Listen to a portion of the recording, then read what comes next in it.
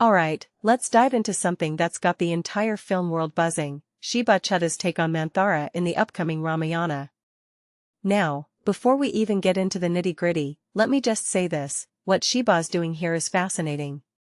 It's not just about playing a character, it's about redefining how we see one of the most iconic figures in Indian mythology. So, buckle up, because this is way more than just another movie role.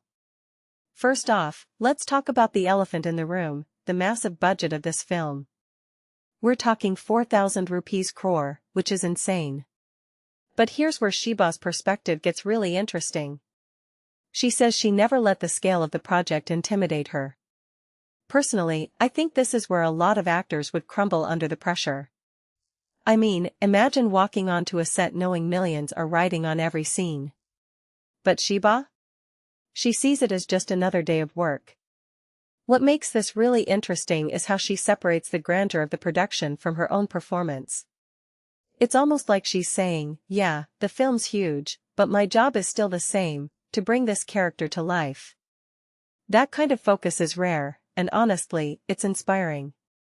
Now, let's talk about Manthara.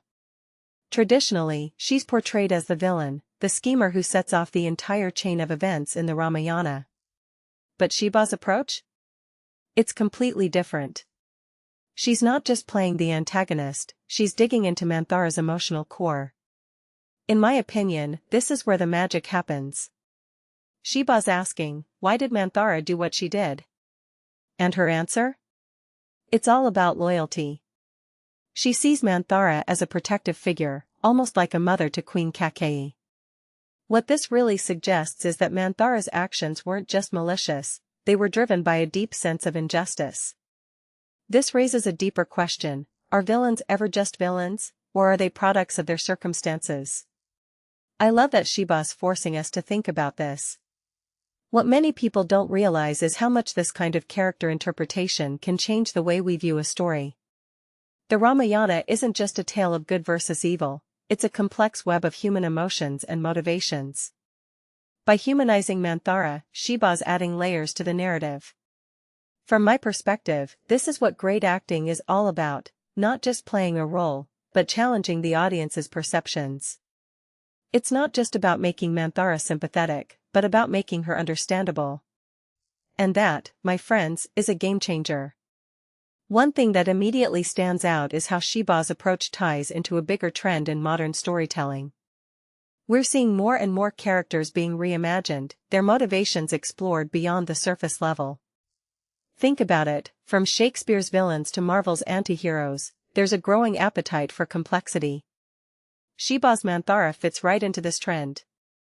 What this really suggests is that audiences today crave depth, even in characters we've known for centuries.